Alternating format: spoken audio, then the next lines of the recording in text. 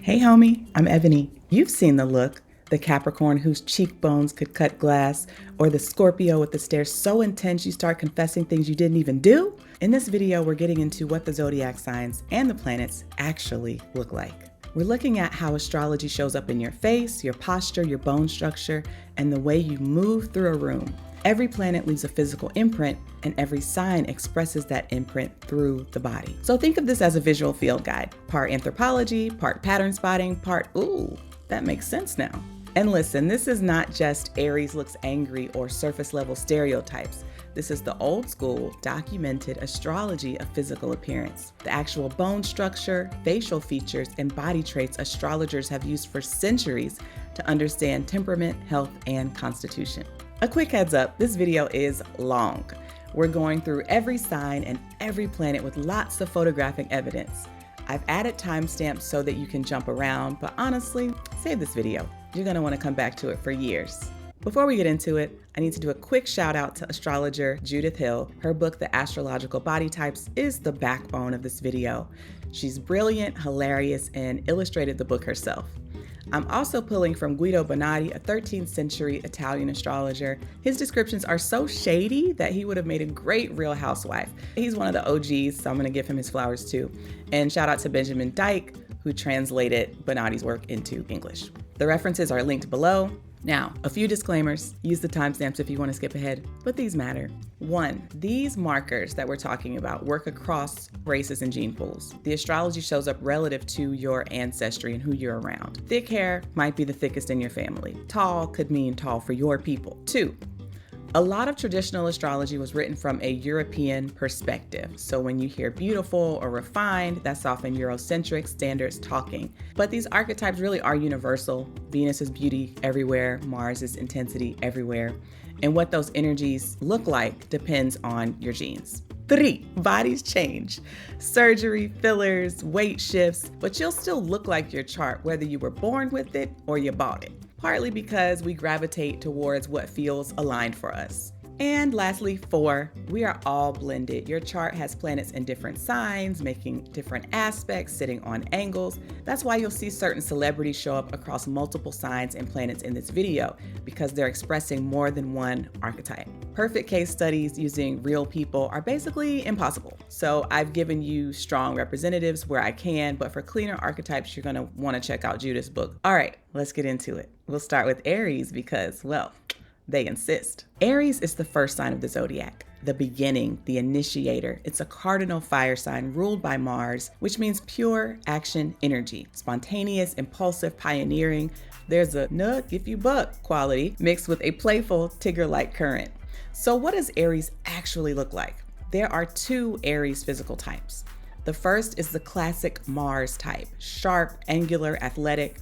I'll get into that fully when we talk about Mars in the planet section later, because Mars deserves its own moment. You can skip ahead using timestamps if you can't wait.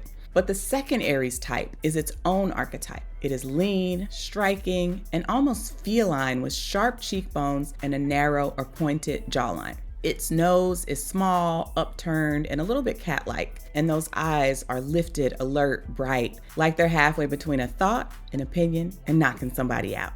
This is the Aries face that looks like it was drafted with a ruler. Aries rules the head, so something is always happening in the forehead, eyes, brow zone. The brows are decisive. The forehead is expressive. The eyes are sharp, fierce, or striking. Even when they're relaxed, the upper face looks like it's on a mission. The hairline is often dramatic, a V shape, a widow's peak. That's really the thing with the Aries type. The head and the face are designed to cut through air. Built for speed. Hair might be spiky or buzz cut short. They usually prefer something low maintenance so that they can focus their attention on whatever it is they do. Doing the warrior thing, hyping people up, Aries stuff.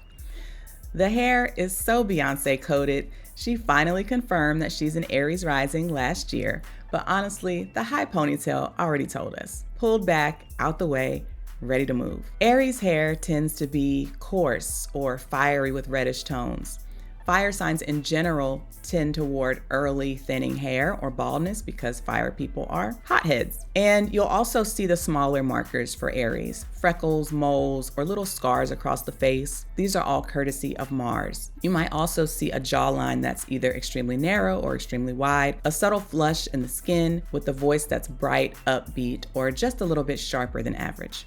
Bonatti, the medieval astrologer, pioneer of I Said What I Said, described Aries as long-faced, long-necked, thick-haired, slightly bent forward with small ears and heavy eyes. Bonatti wrote like he was roasting people at a banquet, but honestly, he wasn't really wrong.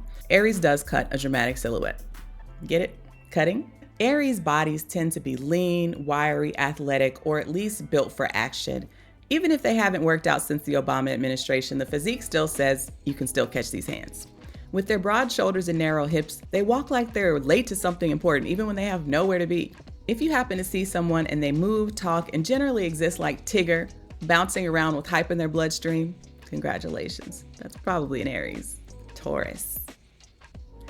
Taurus is Venus with weight behind it. Venus gives the softness and symmetry, but Earth gives the muscle, the patience, and the permanence.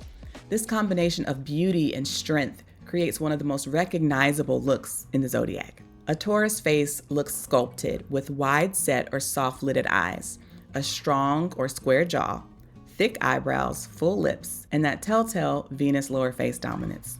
The noses tend to be soft or wide. The eyes are round, mellow, bovine in a very sweet way. Yes, like Elsie the cow, but like the pretty cartoon version of Elsie. The expression is serene, grounded, unfussed. You see Taurus and think, this face was shaped by hand, clay, marble, something you display in a museum. For real, a lot of those Roman statues give Taurus. And that Taurus neck, iconic. A turtleneck hates to see Taurus coming. Those necks are sturdy, thick, and beautiful, like they were built to house a divine voice. And they were, because Taurus rules the throat, so even when a Taurus whispers, it's like velvet. If they sing, forget about it. There's warmth, richness, or magnetism in their voice. Or in true Taurus fashion, they may have a memorable vocal quirk. Taurus hair has its own ecosystem. True Taurus hair is thick, soft, often brown-toned, and blessed by the gods. This is the sign where men keep their hair regardless of how old they get. Taurus isn't split into distinct types like some signs. It's more like variations on a theme. The core is always there. Square build, heavy bones, that iconic neck, the sensual lower face. But depending on what else is in the chart, you'll see different flavors. The Earth-dominant Taurus is the best known. Big bone, broader build, husky, solid, square hands and feet, a face that's wide across the jaw and cheeks. This is the Taurus who looks like they can move furniture and then cook you a 4-course meal. The body is square and durable with heavy bones, powerful shoulders, and hands that look like they could knead bread and break it. Taurus builds muscle easily. The Venusian Taurus leans more into the ruling planet's influence, so curvier, softer, more hourglass, fuller bust, plush vibes, that magnetic sensuality turned all the way up.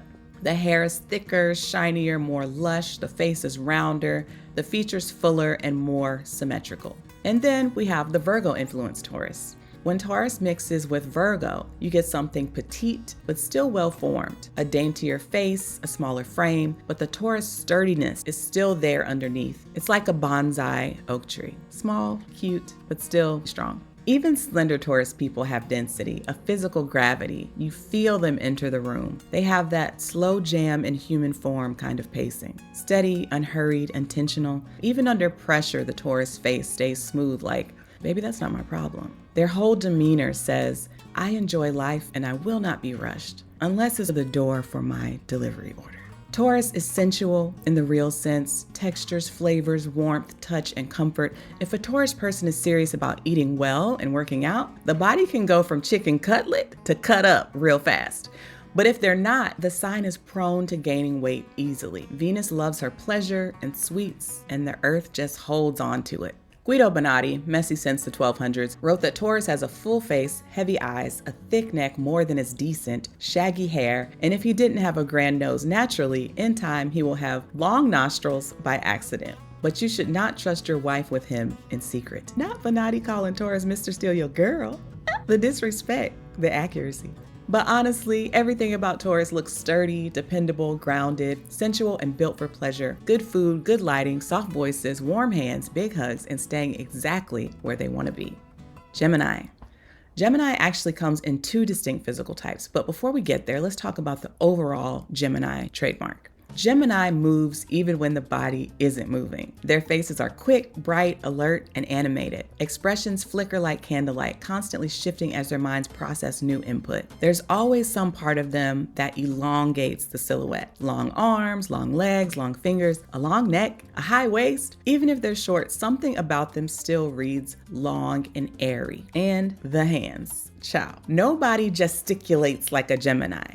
Gemini rules the arms, and its people talk with their hands like it's their native language. They gesture, twirl, tap, fiddle with jewelry, draw invisible diagrams. Their hands practically have speaking roles. Italy's probably a Gemini country. The eyes are bright and mischievous, often sparkling or twinkling, sometimes even a little wide or wandering because they're scanning the room like a human search engine. Eyebrows jump around. Their noses are narrow or straight. The chin tends to be pointed or delicate. They often look like woodland nymphs or like they should be working in Santa's workshop, with tiny features and fast-changing expressions. Most Geminis have that high or domed forehead, like someone who keeps too many tabs open at once. Guilty. There's a built-in youthfulness that last well into adulthood. The hair is usually fine, flyaway, wavy, or unwilling to stay put. It often looks like it's reacting to a breeze that nobody else can feel. Males tend to bald early at the front. Now, let's get specific. Type 1 is the model Mercury body. Fine-boned, quick, agile, expressive, small, elfin, pixie-like, delicate, and spry. This is the Gemini who looks like they could slip through a crack in the wall if they needed to. If you're familiar with Mercury's look, you already know this one. That is the foundational Gemini appearance, and we'll dig into it when we get into Mercury's section later.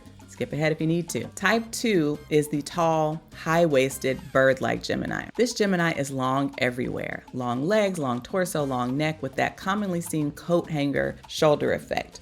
Broad across the top, but not muscular. The hips are narrow and the body is slim, sometimes almost emaciated looking. The face tends to have a long or Roman nose, small or thin lips, and a very high forehead. The eyes sit wide apart, sometimes with a slightly pop-eyed look. Both types share the same Gemini disposition. Restless, can't sit still, talkative, quick-witted, charming, scattered, nervous. The voice is high, chattering, fast. Bonatti wrote that Gemini has an average stature, a full chest, an agreeable person. That's it, short and sweet.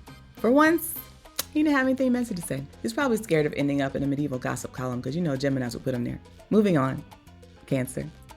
There are two Cancer looks and they're so different that people often misread one of them as a completely different sign. So let's break them down. Type 1 is the primary Cancer. This is the full moon type. This is the textbook lunar look. And I'm going to save the full breakdown for the moon section later because that's where the real lunar physiology lives. But just so you can locate it in your mind, round faces, soft features, plush lips, watery eyes, nurturing aura, small hands and feet, and they're often buxom, especially in the women. This is the Cancer most people are familiar with. Type 2 is the secondary Cancer type. This is the new moon Cancerian. This is the Cancer people might often misidentify as a Saturn, Pisces, or even Virgo person until you look closer. The new moon Cancer face is longer and narrower, with big sad eyes, a fine jawline, and that slightly mournful romantic expression. It's like they're the soundtrack to a Russian winter. They're slender, delicate, with narrow shoulders, a narrow chest, and the expressive fingertips. They move gracefully but quietly, like they're perpetually apologizing for even existing. This type tends to have abundant hair, usually long, dark, and dramatic. Their beauty shifts depending on lighting and mood. Sometimes they're hauntingly beautiful, kind of like the corpse bride, sometimes plain. They have a soft, otherworldly aura, the main character in a sad indie film. Emotionally, they're introspective, private, imaginative, the ones who live have inside their own inner world.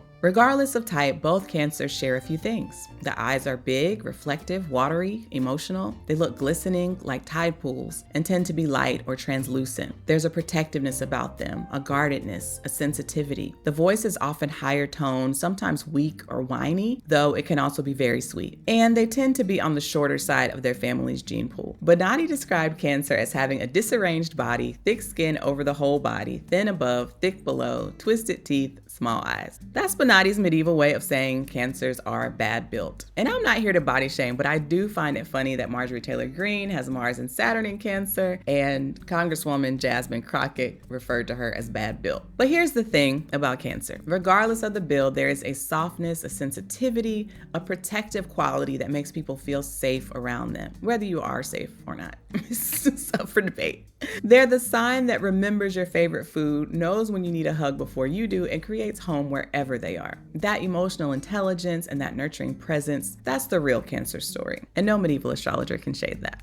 Leo. Leo looks like what happens when the sun decides to make a person. The face has strong angles, high, prominent cheekbones that catch light like they're in the spotlight, and a jawline that's defined and deliberate. Their features lift upward in that memorable feline way. Eyes that tilt slightly, bright and watchful, nostrils that flare with regal confidence, and an upper lip that curls, a subtle, satisfied little Elvis-style sneer that whispers, "I know exactly who I am." The face is broad and angular with a large head and a pronounced chin. The lips are full and sharply outlined. The eyes are beautifully large, almond-shaped, upward slanting. They're cat-like in every way. And they hold a confident, sometimes haughty gaze that says, "I'm ready for my close-up," before they even speak. The room adjusts. Leos glow. Their skin looks warm, expressive, theatrical, almost like their bloodstream is running on 24-karat sunlight. The complexion tends to be fair to ruddy, and they run hot. And the hair, oh my God. Leo hair is a personality trait. It's thick, dramatic, voluminous, textured, or styled with enough intention that it becomes its own supporting cast member. Oftentimes, it is a golden color. Even when they cut their hair short, it still frames the face like a mane. Leo men who go bald, it's almost like the sun said, "Move, I'll take it from here." The solar symbolism gets stronger with nothing blocking the crown. You'll see a lot of famous bald Leos, and they wear it well. I've dated a few people with Leo-ish charts, and it's the hair every time. Is it weird that I'm attracted to lion people? Bonatti roasted them lovingly when he said, Leos are thick above, thin below. And yeah, the chest, shoulders, arms, and back tend to be powerful and broad, while the legs can be surprisingly slim. It's very much, I skip leg day because my shoulders are doing enough. Young Miami's line, "Why you got a big upper body?" applies here. Their posture is their calling card, upright, centered, and proud. Even a shy Leo stands like someone who belongs at the front of the parade. They move with intention, a mix of presence and performance, like they're aware of imaginary cameras at all times. They're not arrogant, just naturally self-directing. The voice is typically low, strong, and authoritative. Age does some interesting things to Leos too. With time, the face gains these deep folds through the nose to the mouth, and the jowls get fuller. It's the Alfred Hitchcock effect, which only makes them look more powerful, more storied, and more like they run things. There's drama in their eyes, warmth in their smiles, and a depth that feels like they've lived about 8 lives before this one. See, because they're cats.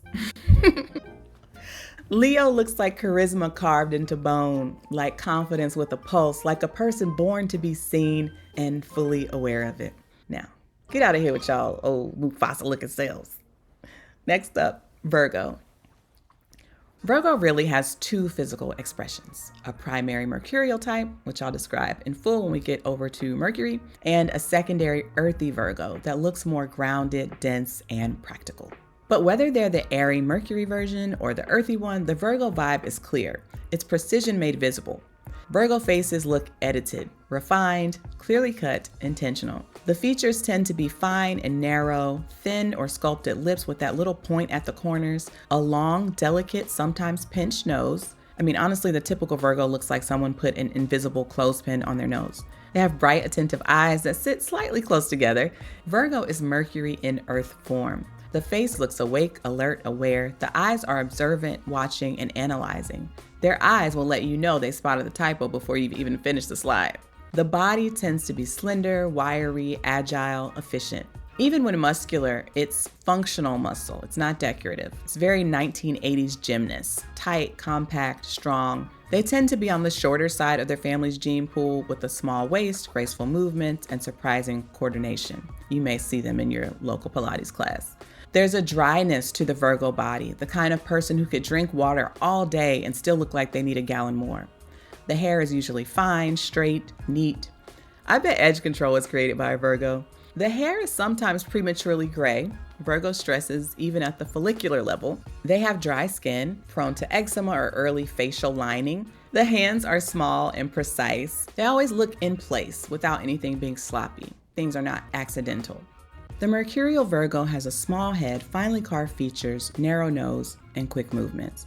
The earthy Virgo is sturdier, stockier, more grounded, still neat and tidy but with more weight or density. Both types share the same core Virgo hallmarks. They are busy, alert, efficient, tasteful, observant, slightly anxious, and quietly judging everything, including themselves.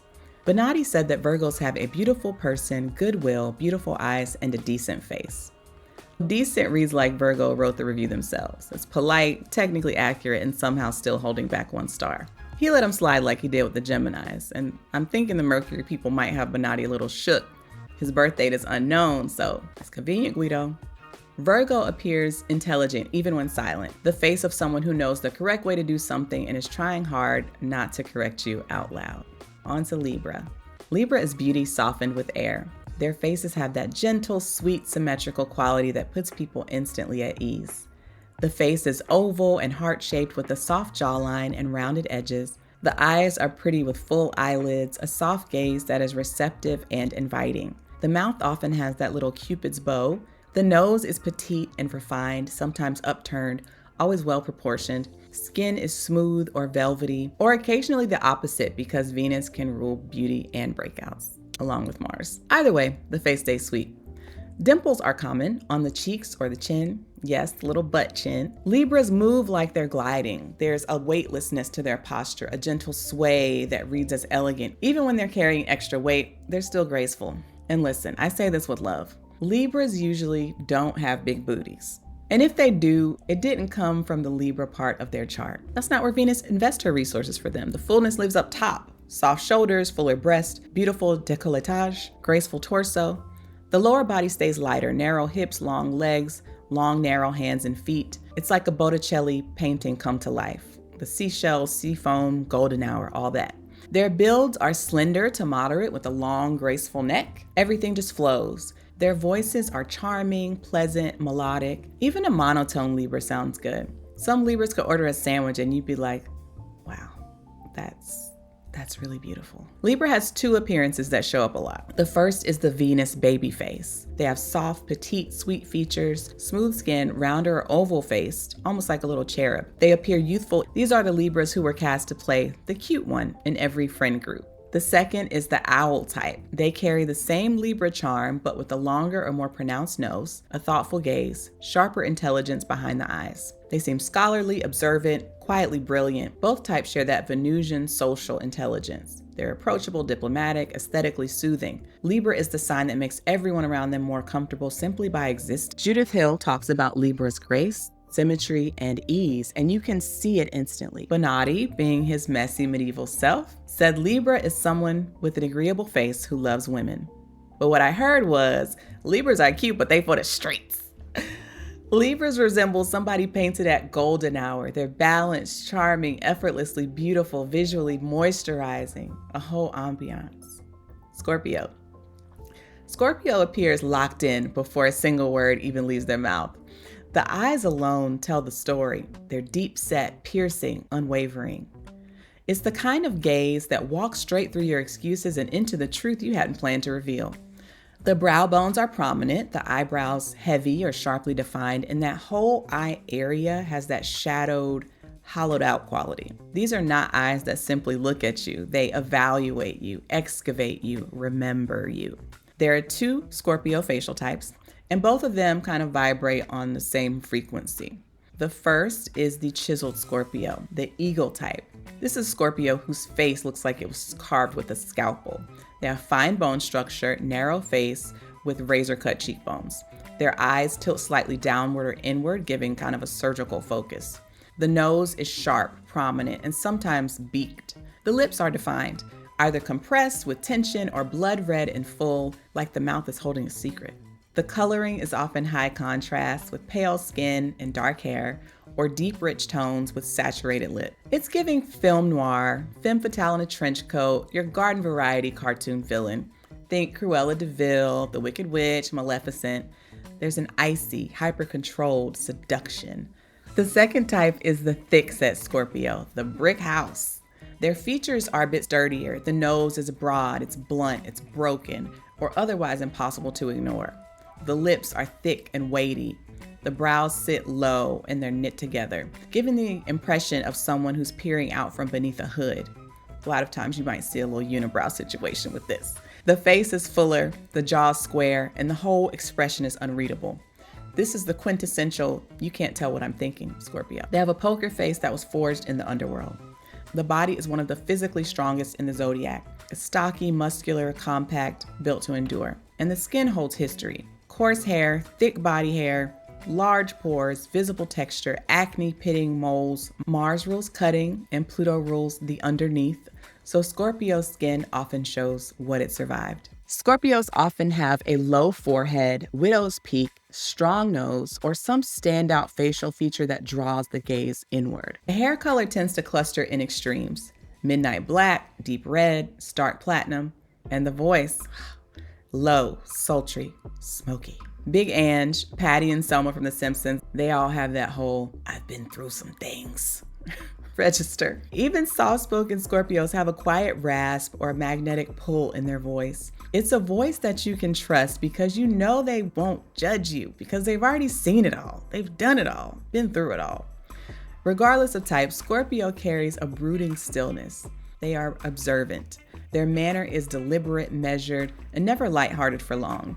It's a concentrated emotional field that makes people behave differently around them. Bonatti said Scorpios have much hair, strong tempers, and a tendency to fight everyone. Scorpio resembles a character with a backstory, someone who survived things that you'll never know about.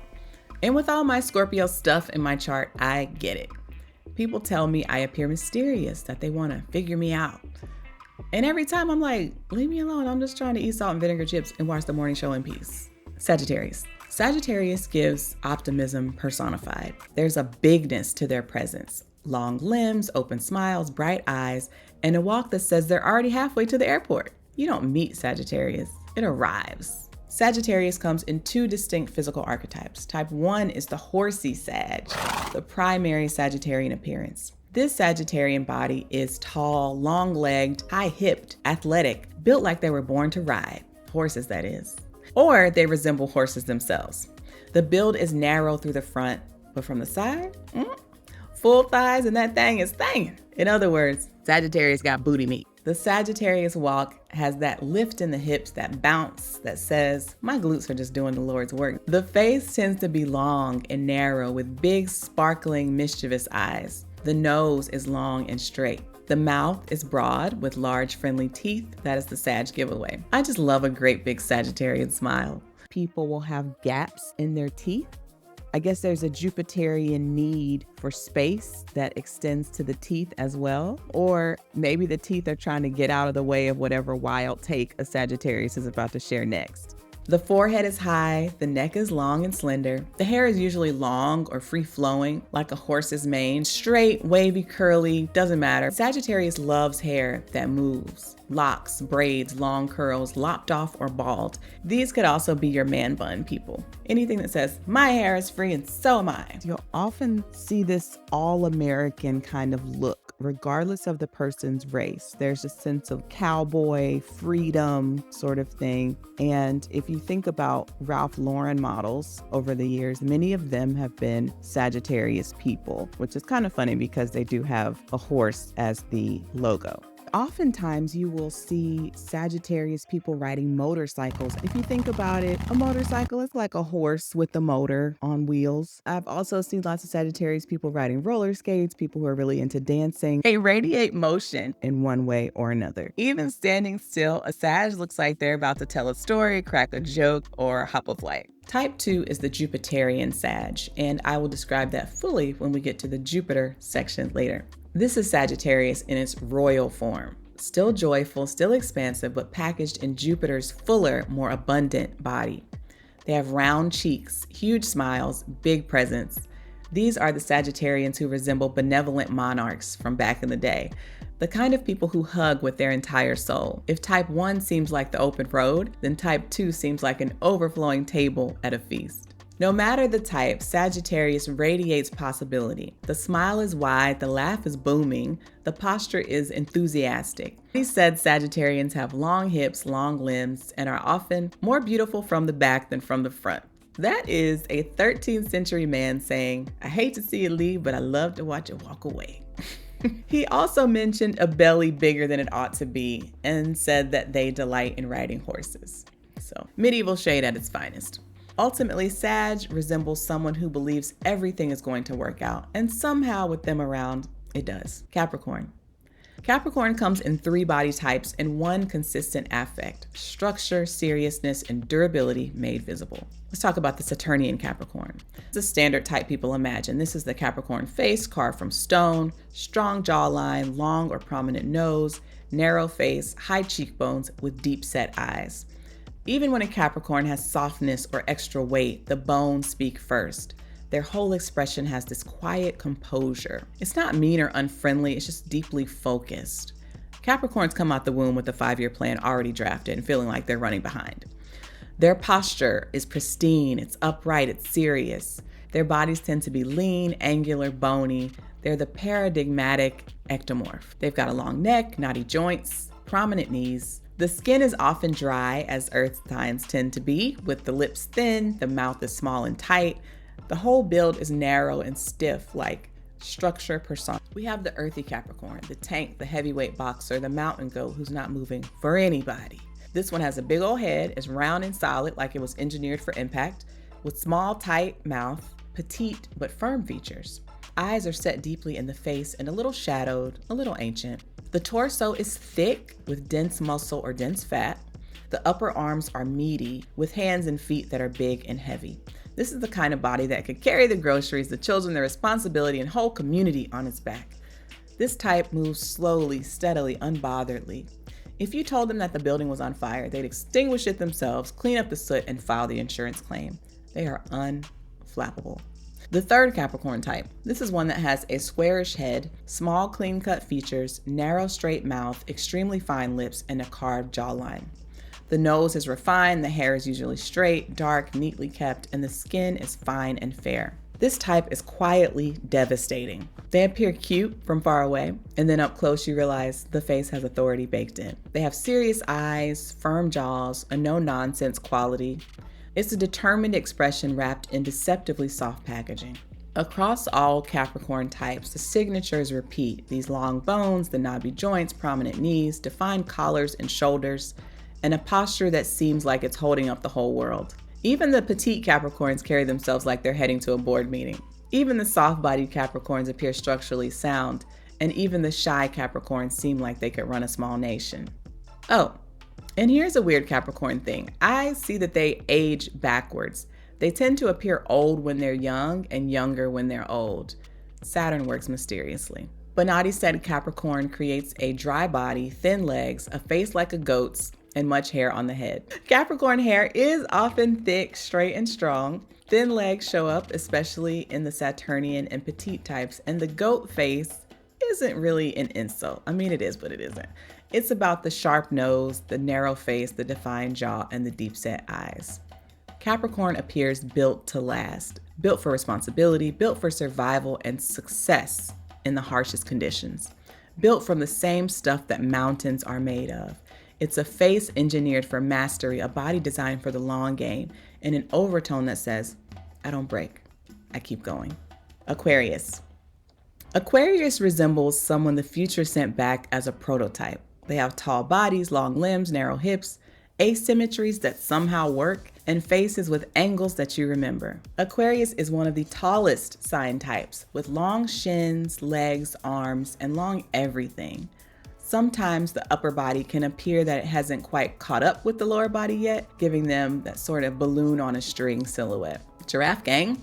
The lower body is usually stronger than the upper body, with smaller breasts, toned legs, noticeable ankles, whether they're bony or the person has cankles, and that Saturnian posture that's either perfectly straight or awkward. Some Aquarians walk like their body is buffering, like the mind is on one page and the feet are on another. Now, the face. This is where Aquarius really gets interesting because there are 3 distinct Aquarian facial archetypes, each one linked to one of 3 planets.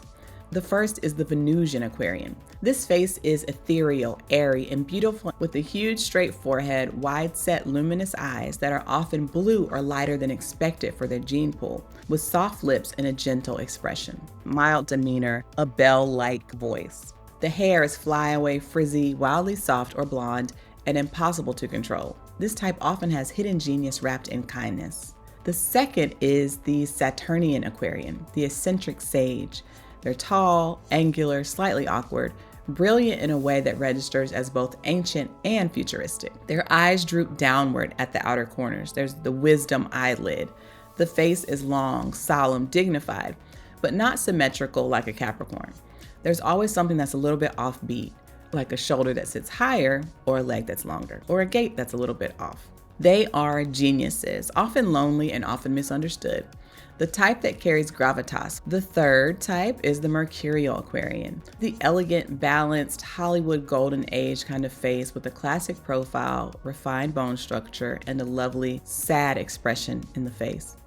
The features tend to be clean, symmetrical enough for the camera, but always with something a little bit odd, slightly alien. Across all these types, Aquarius almost always has huge, high foreheads, flyaway or frizzy or wiry or otherwise rebellious hair, interesting facial geometry that isn't symmetrical but something more memorable, with wide-set eyes, prominent front teeth or overbites, and an androgynous quality regardless of the gender. Their presence is friendly but floating, great in groups but distant one-on-one, with an atmosphere that registers as electrically charged. Bonatti described Aquarius natives as tall, vain, a little arrogant, intellectual, and sometimes physically asymmetrical, with one leg longer than the other. And yeah, Aquarius bodies often have some small mismatch, as I mentioned before, some idiosyncrasy that says, I didn't come here to blend in. They can be vain. But it's not the same as Leo's look at me kind of vanity. It's more like I'm different and I'm aware of it, and you're doing it wrong, you foolish mortal. One pattern I've seen repeatedly in practice, Aquarius can show up a lot in people of mixed racial or cultural heritage, or in people who habitually date outside of their race, culture, or social boundaries. Aquarius rules hybridity, boundary crossing, and social innovation. It blends, it mixes, it experiments, and you see that in the face. Features that don't fit neatly into any one category, or appearances that register as modern, global, and future-facing. Aquarius looks like the future observing the present. They're tall, interesting, intelligent, a little alien, a little androgynous, warm in groups, elusive one-on-one, friendly, funny, eccentric, deeply smart, and always, always, always original. They dress like ideas, they move like concepts, and they live a little outside the timeline. Aquarius isn't here to appear normal. They're here to seem inevitable. Pisces. Pisces look like someone dipped a human being in moonlight and watercolor.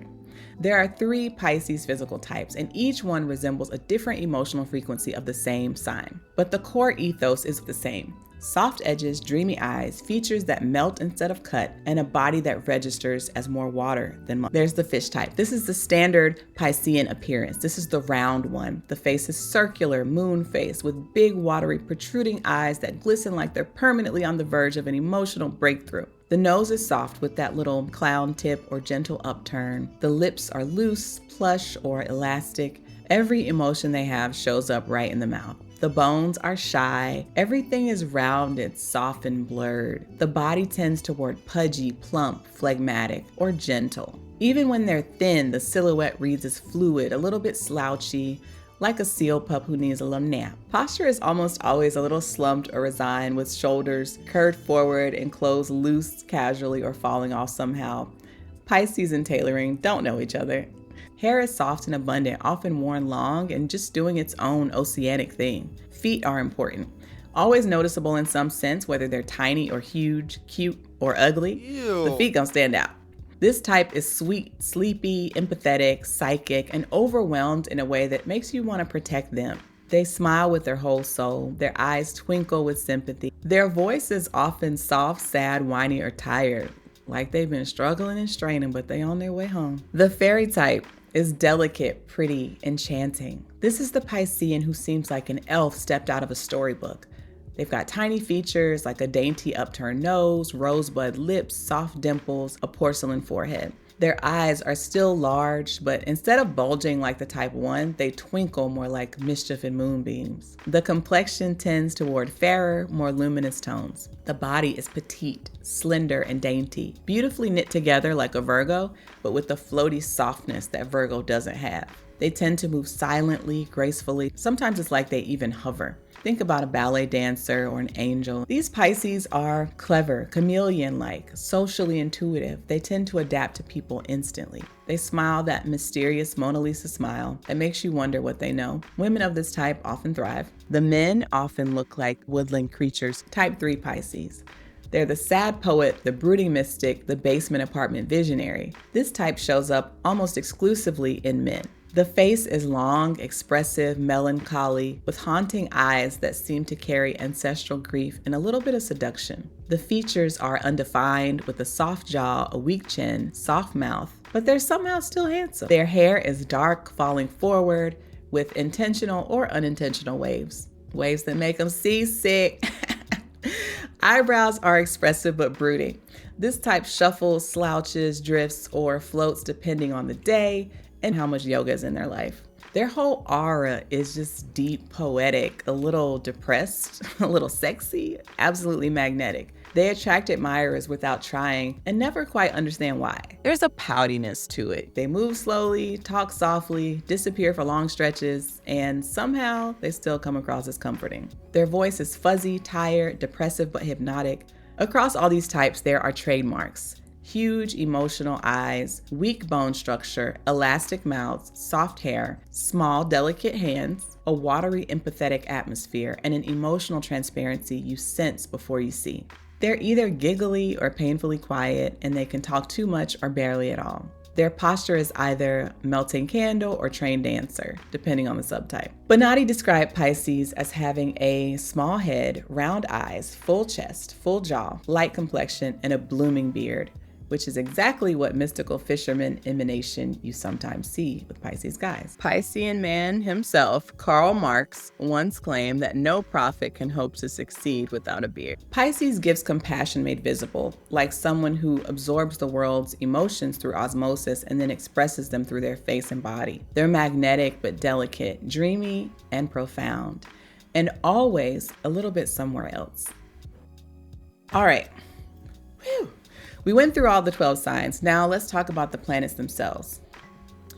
As we move into the planets, I want you to think about them like a company that makes a product. Think about Apple in particular. Apple makes the iPhone and the MacBook.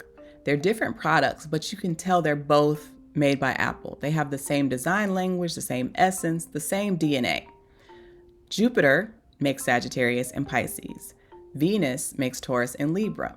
Mars makes Aries and Scorpio. They have different expressions, but the maker's trademark is always there. So when these planets show up strong in your chart, maybe conjunct your sun, your moon, your ascendant, or the ruler of your rising sign, you will see and sense their influence. And this is why sometimes if you see, for example, someone who looks like an Aries or looks like a Scorpio, but they have neither prominent in their chart, you want to look to Mars, and that's probably there influencing things. Let's start with the sun. Solar people resemble the sun. They glow, lighting up the room like little light bulbs or like lions. Since the sun rules Leo, you often see similarities between the two. Their build often has balanced proportion, broad shoulders, open chest, strong back, and grounded stance. Even when their body is soft or rounded, the overall outline still reads steady and well-formed. In the face, solar traits show up fast: a bright or wide forehead, cheekbones that lift the expression, almond-shaped eyes with a proud tilt, and lips that have character, often a fuller upper lip that gives a hint of theatricality, like the Elvis lip we mentioned in the Leo section. Solar faces catch light in a flattering way. They're expressive without really trying. The hair almost always participates in the performance. It's thick, bold, dramatic, big, wavy, or simply arranged in a way that frames the face like it's a mane. And yes, I'm repeating things from the Leo section. Their expression carries warmth and inner certainty. Their skin tones across the whole spectrum tend to reflect light with a natural radiance, as if they're always standing near a window. Solar movement has purpose. They move like someone who already knows the weight they carry, and they hold themselves with that easy upright posture that communicates self-possession. Adi described the sun's influence as creating people who are full of flesh, beautiful face, citrine glow. They have a warmth that radiates outward, a brightness that makes them naturally magnetic in the center of everyone else's universe. The overall effect is a person who embodies visibility. That solar radiance shows up as presence, brightness, composure, and a kind of natural charisma. What's understood doesn't need to be explained. They're here, and you notice. Let's move on to the moon. The moon. Sorry to take away the mystery here, guys, but lunar people resemble the moon. They appear soft, round, gentle, and a little bit otherworldly. Their head shape is circular. It's almost like a cue ball in terms of its roundness sometimes, with the low or bulging forehead. The bones are almost hidden, like the face was sculpted with fingertips instead of chisels. The cheeks are tender and full. The jaw is weak or receding because the moon doesn't really do sharp angles. Their eyes give everything away. They're deep set, shimmering, watery. They're sometimes huge and moon wide or small and glistening. They always have an emotional look, always look reflective. They can appear moist, tired, dreamy, vulnerable, or soulful. Sometimes the outer corners tilt downward, creating that instinctively sympathetic appearance. Lunar noses stay soft. They have a low bridge, round tip, undefined shape. Sometimes they're small, sometimes childlike. The mouth is also soft, and there are two main types. With type 1, there's not much of a lip at all. It's actually more of a slit. If there are lips present, they're so tiny, it's almost like a little purse, little rosebud kind of thing.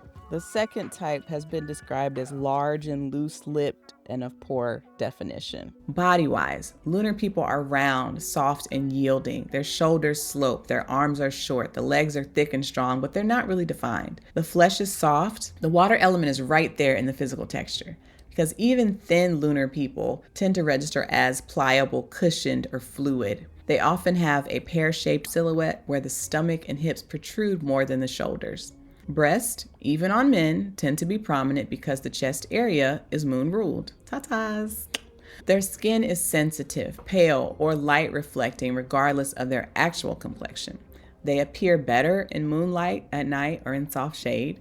Sunlight tends to wash them out, and the hair varies quite a bit. So you can have thick, lustrous curls, long, wavy tresses, or ultra-fine, straight hair that floats. But it usually appears moist, soft, or touchable. They move quietly, slowly, often appearing tired or lost in thought.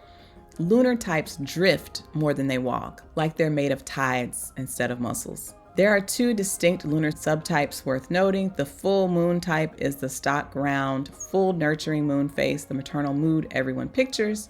The new moon type is longer, narrower, sadder, more withdrawn and poetic. Both are deeply emotional, but they express it differently. Guido Bonatti described the moon's influence as creating a man having a white color co-mixed with a rosy red, verging on thinness, benevolent eyebrows, eyes not totally big, a round face, a wholly beautiful stature. The moon resembles softness, memory, and emotion made physical. It gives someone who carries that past in their face, someone who registers as home, even when they don't feel at home in themselves. Mercury. Mercury people appear quick. The body is petite, narrow, agile, wiry, like someone who could slip through a crowd without brushing a single shoulder. Mercury is the trickster. But everything about them seems mobile. The face is small and fine-boned with a high or bulging forehead.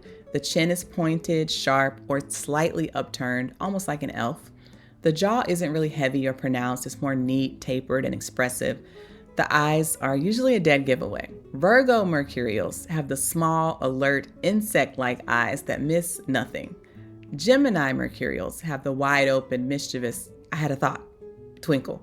Either way, the eyes dart, flick, scan, even if the head stays still. Mercury noses tend to be small, thin, and sharply drawn with an upturned or pinched tip.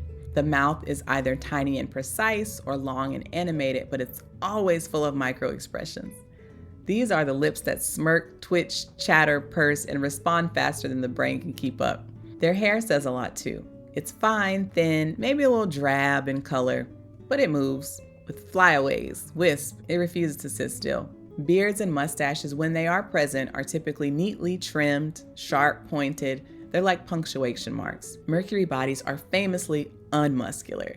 They have narrow shoulders, narrow hips, and limbs that seem drawn with a fountain pen instead of a paintbrush. I mean, Mercury's made for writing, not doing stuff. There's little bulk there, mostly flexibility.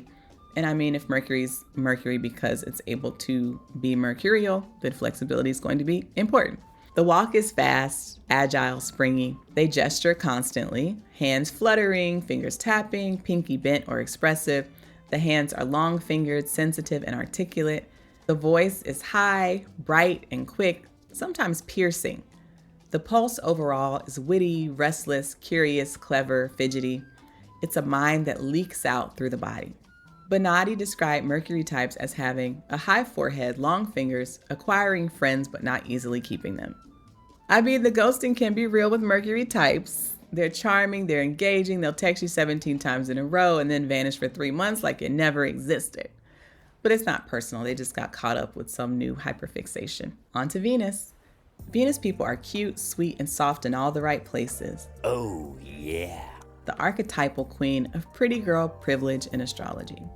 As Michael A. Bryan says, Venus is the baby fat in a world full of sharp edges. When Venus is strong, the whole face and body start giving gentle, easy, pleasant, and please come closer.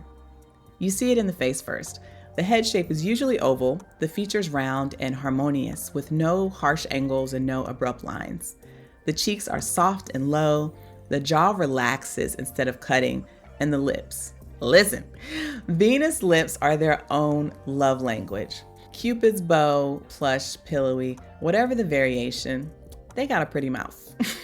Their eyes have that Venusian thing, big, wide set, heavy lids, giving a soft romantic gaze, even when they're thinking about what's for dinner. I mean, maybe especially when they're thinking about what's for dinner. The eyebrows sweep into a graceful arch without appearing done. There are two main Venus flavors. You have Libra Venus, that's got the stereotypical pretty face with balanced features, refined nose, medium full lips, and a serene expression.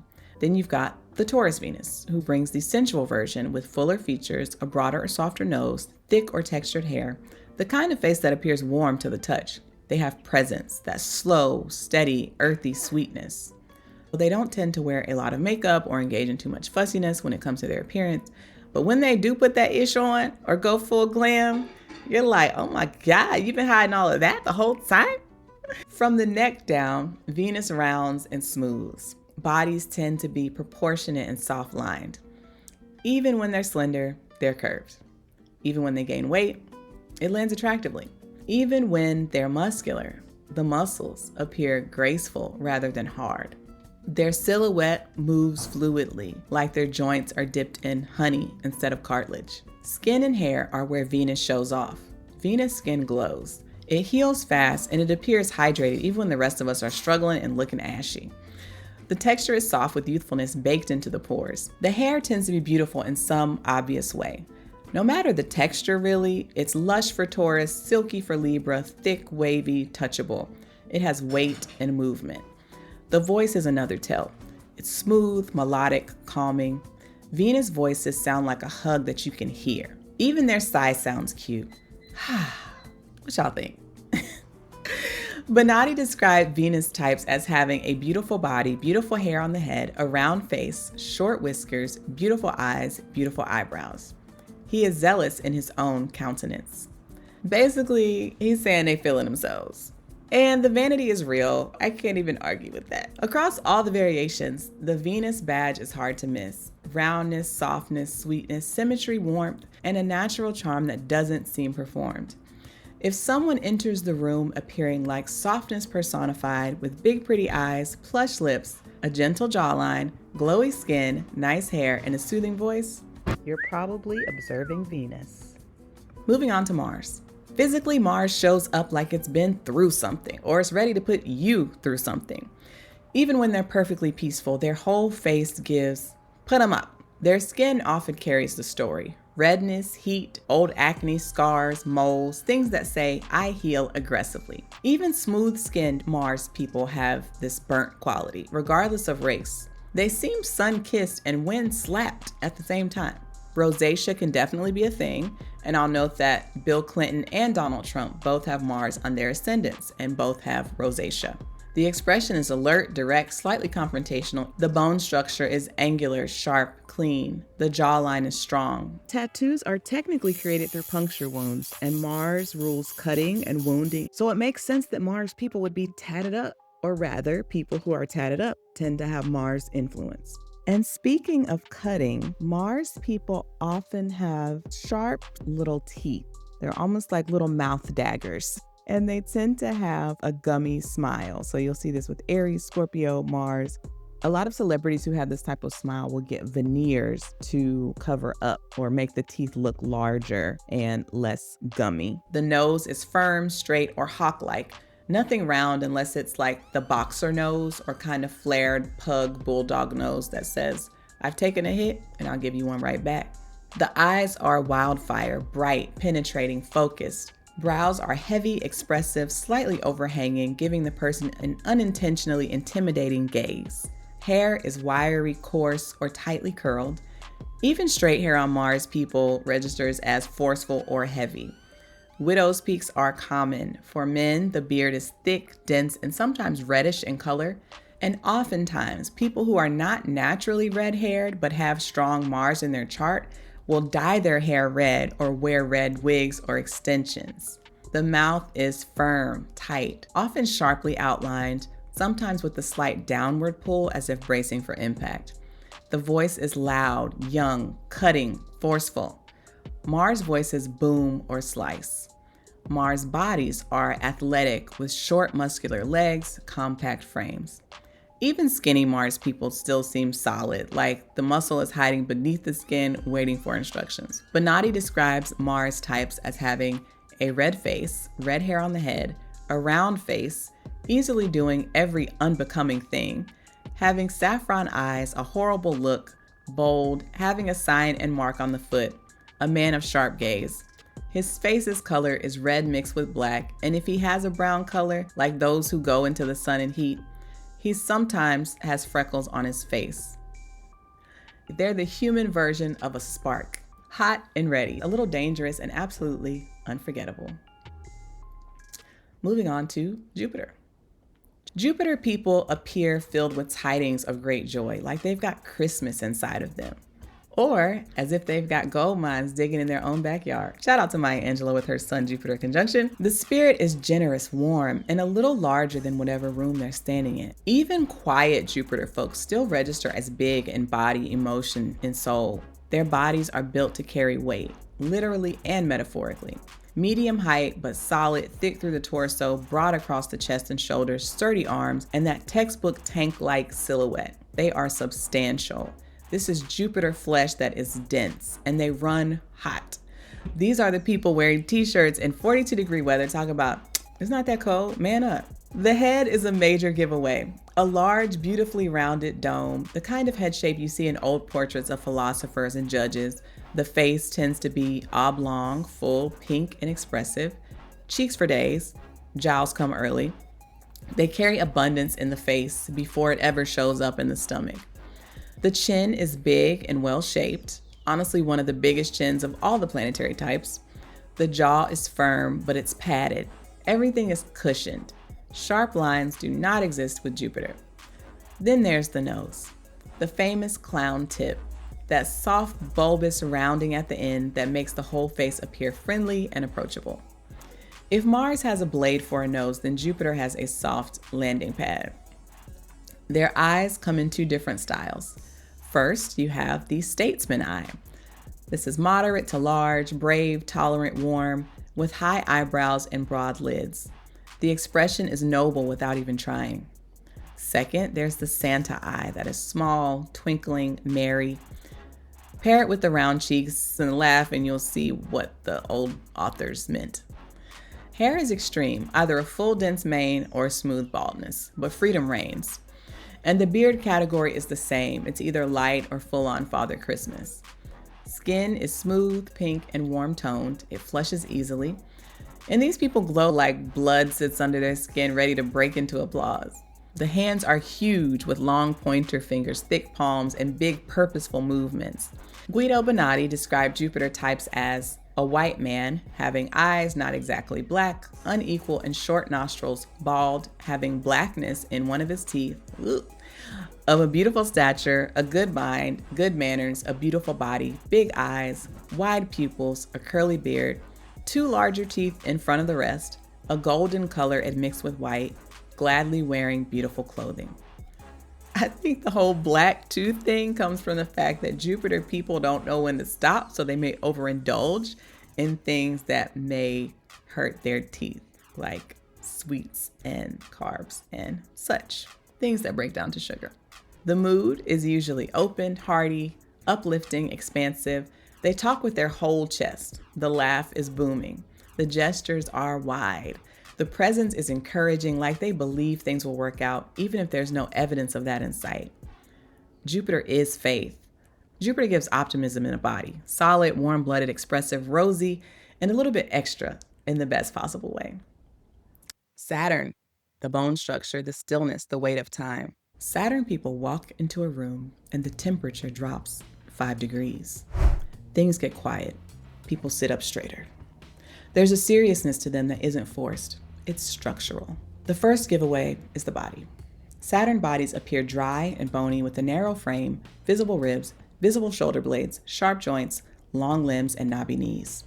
Everything seems pulled tightly over the skeleton as though the body was designed for efficiency, not comfort. The posture is upright in some types. There's a lifted chest, that calm monk-like stillness.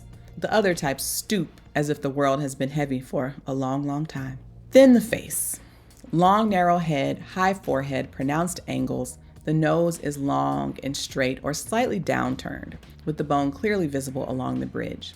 The mouth is thin, with the pale slit, sometimes barely having lips at all, and the jaw is narrow but sharply cut. The chin comes to a point or a square. Saturnian eyes sit deep in the skull with that solemn, contemplative appearance, like they're thinking about something really important.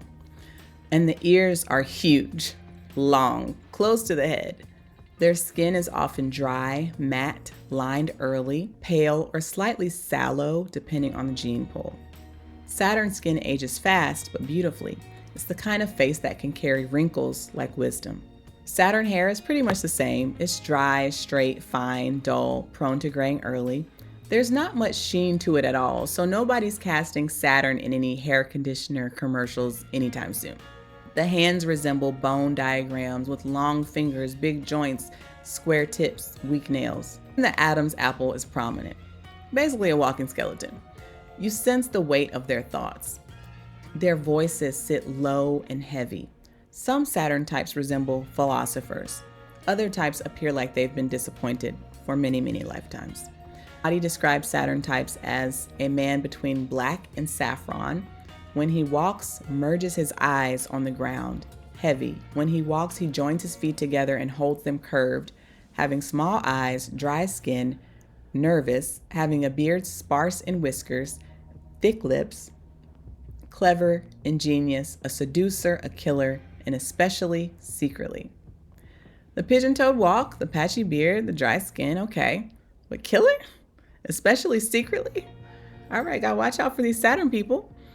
Either way, Saturn people give discipline in human form. All bone, angles, stillness, and the quiet authority of someone who takes life seriously. Uranus, the oddball, genius, the electric body. Uranus people walk around like they have Wi-Fi running through their bloodstream. You sense the static, that slightly electric air that makes you think, all right, something's a little different here. Sometimes it's like, I love whatever's wrong with you. And other times it's like, I think we're gonna need a 5150. They're usually tall, sometimes freakishly tall, with long limbs and long shins, but they could also be freakishly small. They're just freakishly something.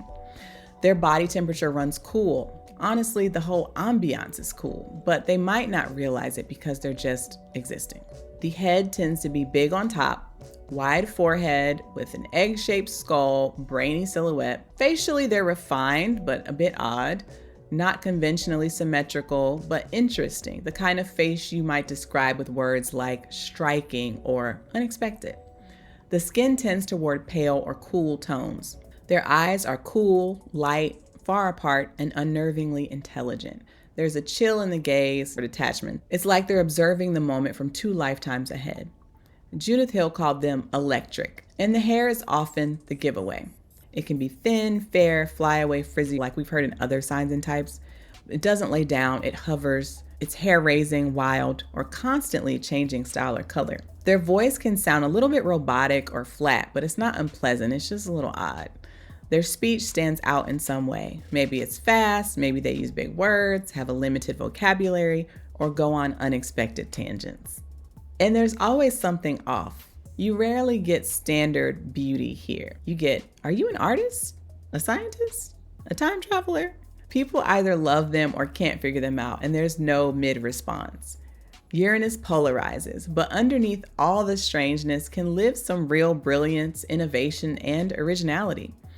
And you know, they're always a little cuckoo or play it on TV. The mind of someone who is truly not from here, or at least not bound by here. Neptune. Neptune people have a specific appearance. It's soft, blurred, dreamy, and a little bit hard to pin down. Nothing about them is sharp, not the bones, the expression, or the mood. The eyes give them away. They're large, heavy-lidded, watery, and emotional. Some appear sad, others seem angelic, but it's this prime Neptune gaze, compassionate, far away, slightly melted at the edges. The features are usually big and loose, soft or lumpy noses with plush lips without a clear outline. They have weak or dissolving bone structure, but a narrow or elongated face. The body tends to be soft and non-muscular, either delicately thin or round in a watery way. They move quietly, gliding, drifting, shuffling about. Their whole presence has kind of a gentle, sleepy quality to it. They always look like they just woke up. The hair gives mermaid/shipwreck survivor. It's very undone, wavy, frizzy, falling out of clips, refusing to behave because Neptune doesn't behave. And then there's this characteristic Neptunian property, shape-shifting. You see a strong Neptune in people whose appearance changes, sometimes drastically. They might experiment with identities, aesthetics, hair, faces. You see plastic surgery, prosthetics, contouring, wigs, or naturally mutable features that shift depending on angle or lighting. They model, they cosplay, they age in reverse or sideways. They have eras. It's all Neptune dissolving one form and trying another in a way that tends to obscure. The voice is sweet but tired, soft, a little fuzzy, sometimes hypnotic. Kind of sounds like their voice comes out in cursive. Hey, SZA. But you could listen to them read a phone book and find yourself in a trance. Their tenor is soft but magnetic. People get drawn in, comforted, intrigued, or slightly concerned.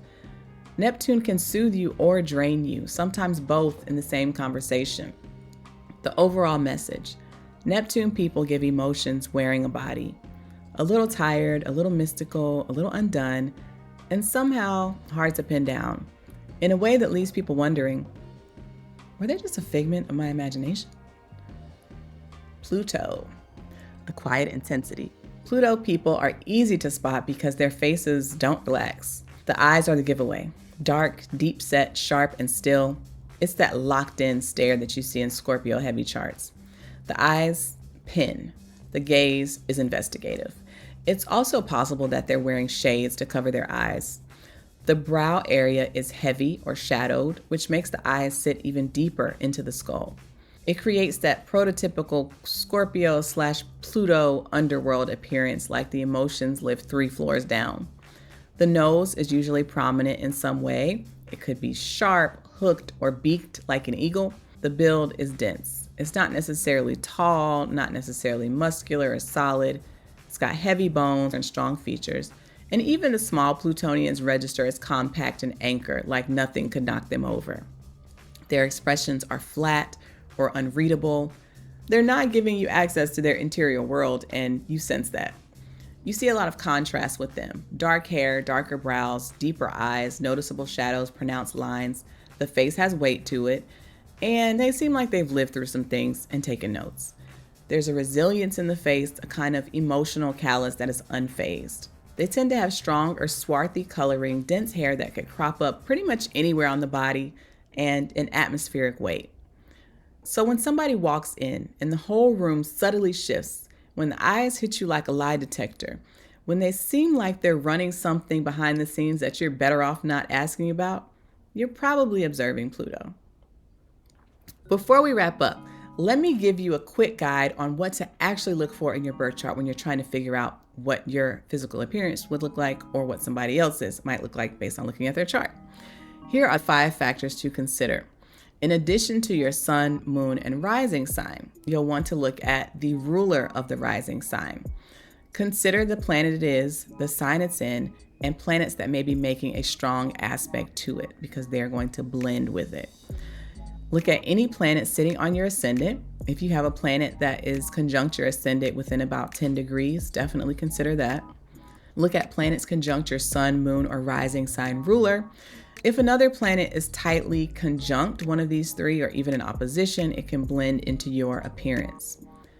4, the midheaven sign, the ruler of your midheaven and planets conjunct or opposing the midheaven's ruler.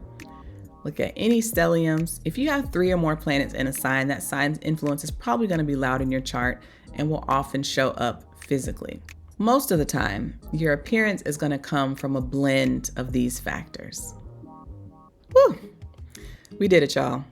If you appreciated this video, like it, share it, subscribe to the channel, and hit that notification bell so you know when I drop next. Drop a comment below and let me know which sign or planet you saw yourself in. If you want to go deeper into this in a consultation or learn how to use astrology to understand not how you appear, but how you move through the world and can do so more strategically, book with me. That link's in the description. This was a labor of love. I will see you real soon. All right, y'all. Peace, homies.